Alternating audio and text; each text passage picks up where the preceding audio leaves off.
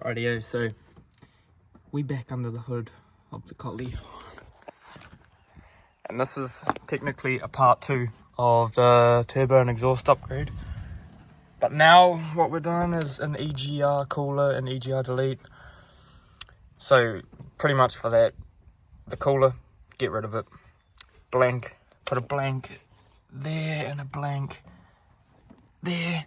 And then this coolant hose and this one down here. Basically need to put those together and then blank those two. So what I'm gonna do is, there was these gaskets sitting there. Take those gaskets off, trace them without the hole in the middle obviously, and cut it out, put a new gasket on and seal it shut. So let's go cut that up.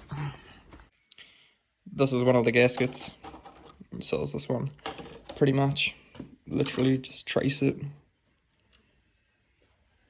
and cut it out without that hole. This is just, don't actually know the thickness of that, but I just went to the local fabricating place and asked for offcuts and they gave me that. So yeah, I'll grab the grinder, cut that out.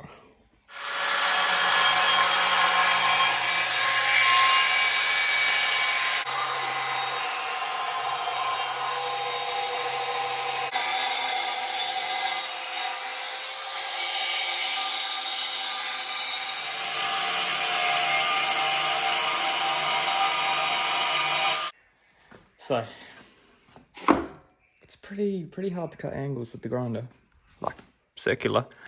So what I'll do is just get the grinding wheel and then just smoothen it out to suit. But so what I've done, cut that, and hopefully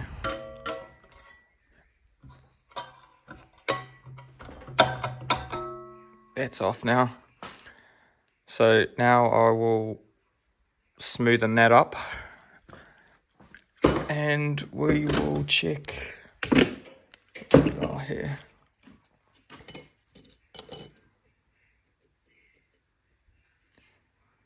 Check that all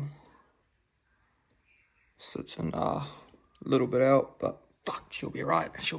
Oh, by the way, so in the last video with the turbo and exhaust, I was saying that there was coolant leaking. Don't know if you can see. Oh, you can see that. The Egr cooler is actually cracked, and I wasn't trying to buy another Egr cooler, and you know, Egr's not good anyway, so decided to just fuck it off and do the delete. So that's why it was leaking coolant, because at first we thought it was the hose sitting on there, because it was dripping, like you could see the coolant from there. Oh. But in fact it was coming out of there and dripping onto it. So yeah, but yeah, got that in the vise now. Just gonna get the grinder and smooth these edges off and make it not so sharp. Also, we got a new intake pipe. So the one I had in the last video was for a pod filter setup, but you know, we got the Stano, so we're not gonna run no pod filter. So this one here is for factory airbox. So that will replace this. And yeah, so that'll be better. So I've just put this up against here. Need to do a little bit more grinding, but nothing too bad, nothing too much. Okay, now that we've got that out, now we need to drill our holes. So I'll just go around, tap holes there with this, and hopefully drill it out. These drill bits are shit hairs, but hopefully it'll do. Had to go get some drill bits, because all of my drill bits are absolutely shit. And they're not cutting shit, so hopefully these ones are good. Bro, these were $10 each, so they better be good. Like, I even tried just ramming a self tapper in there as a hole, but that didn't fucking work either, so let's try these. Rightio, so we got those drilled out. Now I will just check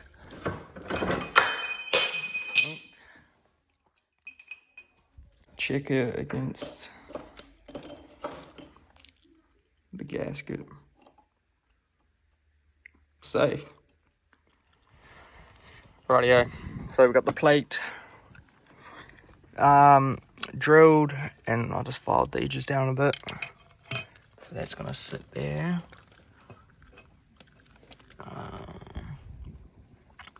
Yeah, lines up. And then I've just got to create a gasket to sit in between here and here, which I've got some gasket paper, so I'll just trace this and cut it out. It was sitting here somewhere, but yeah, I'll go cut that out now.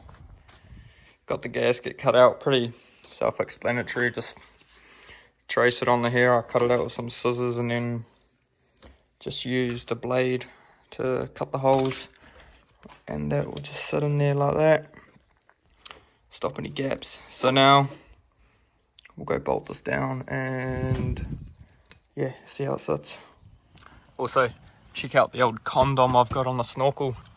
That's just to stop water going in, because I'm going away for 10 days. So if it's pissing it down with rain, yeah. And also on here, that's not needed, but yeah.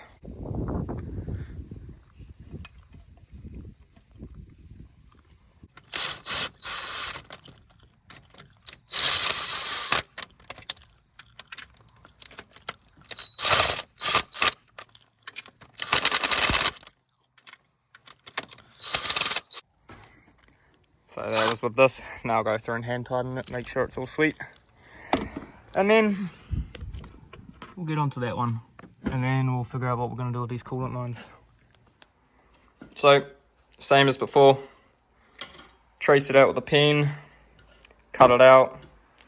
Drill your holes. And then cut out a new gasket with the gasket paper. Bolt it in. And yeah, should be sweet. I'm not going to bother filming this because you've already seen it bloody done once. You don't need to see it again. But yo, quick update. Got this one cut out. This one was more problematic because the holes were, if you look at this gasket, see how the holes are like oval compared to that one. So I just had to draw them bigger. This is just gasket paper from Repco. I think it was like 30 bucks. It's pretty awkward. You just literally cut it out with scissors. So I've just traced that like that, and yeah. Rightio. So again, got that one in. Oh, I had to add like, look, I think I got 4 or 5 washes each side because the bloody thread wasn't long enough. So hopefully they hold up. But yeah, so next thing to do is hook these coolant lines up, which I haven't exactly figured out how I'm going to do that yet. But we'll figure something out. I just got to tighten it. Oh, by the way, you do need a tune. You either need to tune it, or get the Egr Delete cable for your MAF sensor here. I'm on a budget, so I'm going for the Egr Delete cable. I will get it tuned eventually, but yeah, for now, we'll just go with the delete cable. So I've realised I'll put those blank plates in, but these 2 bolts here are actually what hold the intercooler on. And now what I'm going to do is be pretty cuzzy.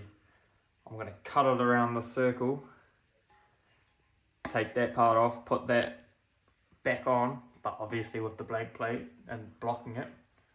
Same for this one, cut it around there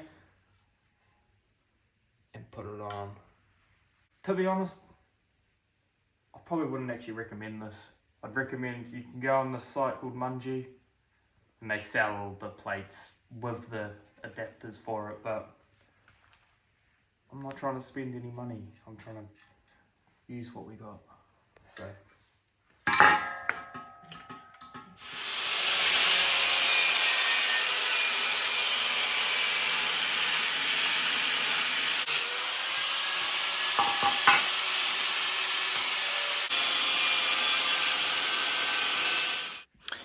So if anyone wanted to know what the inside of an EGR cooler looks like, that's it. That's it. So, if I can snap that off.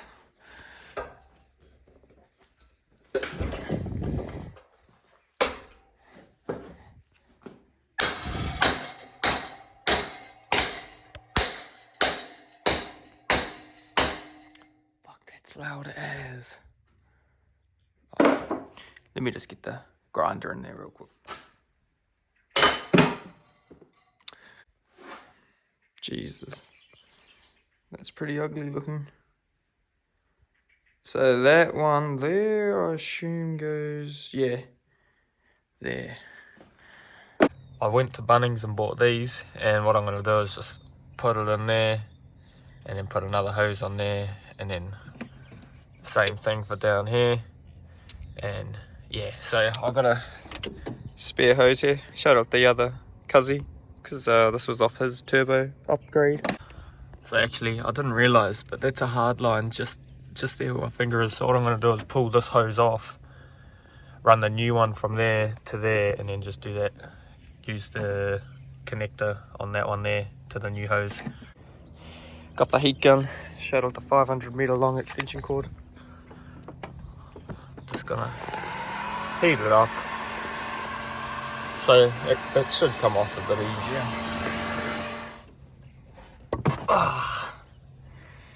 There you go. So that old one's off.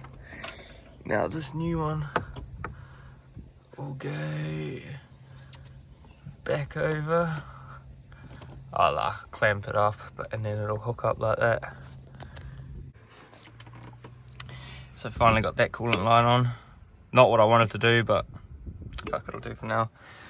They sent me the wrong fucking exhaust again. This here, look at that. That's not even a 3-inch dump. And that's goes from like 2-inch then to a 3-inch. So I'm bloody not happy with that, but I'm gonna put it on anyway. So let's start it. Right, so I don't know where I left off, but I had the coolant line hooked up, and you can see there, it's actually a cut off bit of the EGR cooler. Just cut that off because the intercooler bracket bolts to the top. I'll see, you see just there. And I haven't done this side yet because I just wanted to see if it's running, but it's pretty solid there. A couple of things I need to change is this here is I snapped the hose clamp, so I've done a bit of a cuzzy to get that to work, but that's all good. Put the new intake on, haven't put the new filter in. Here's the new filter, I'm chucking it in. Here's the old one. Yeah, these ones are actually, the factory ones are better for off-road, but just for cruising around and dailying, this will sound better and be a bit better for airflow. But I have heard a couple of bad things about these not being fully sealant, so just when you do go off-road, just bring that as spare, or I don't know, whatever you want. Personally, I'm going to run this daily, and then when I go off-road, chuck that on or whatever. But yeah, so I'll whip that in now, and then yeah, got that in now. This stainless intake makes it harder to move the lid around, so just had to loosen those, but tighten those back up. The exhaust is purely just the old stock Cat, because the new one arrived, but it's the completely wrong one. It's not even for this, so that's disappointing. Should have just kept the old one and cuzzied it to work. But yeah, so it was actually pretty straightforward. Here's the cable. So that there's your one that plugs into your airbox here, and this just literally slots in between it. And I've started it up, haven't had any codes, doesn't idle funny. But another thing I will do is the gaskets I used for the blanking plates. I used that paper stuff, which won't be ideal because it'll burn, but so I'll get some better gasket for that, but for now it'll be fine. And yeah, so all I got to do now is get my new exhaust, put it on, fix up these little problems, and then she will be sweet. But I'll start it up anyway.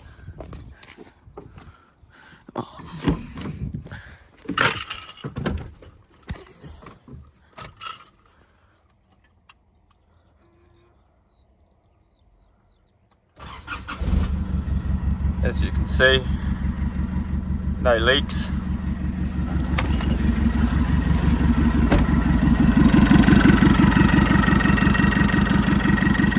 It's not going to sound as good with the stock cap because it's so restrictive, but give it a few.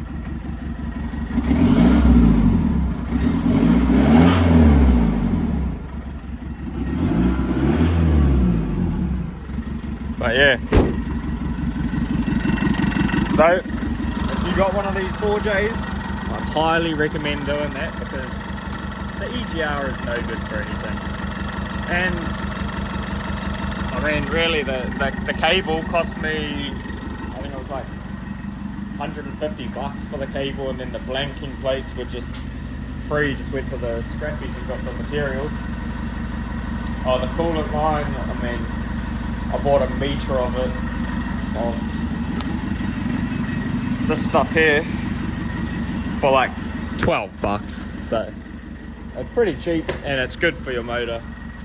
And yeah, the only other thing I will need to do now as well is do a coolant flush because I've just got water in it at the moment, but I do have some coolant there to use, so I'll do that soon or later. But yeah, pretty all good.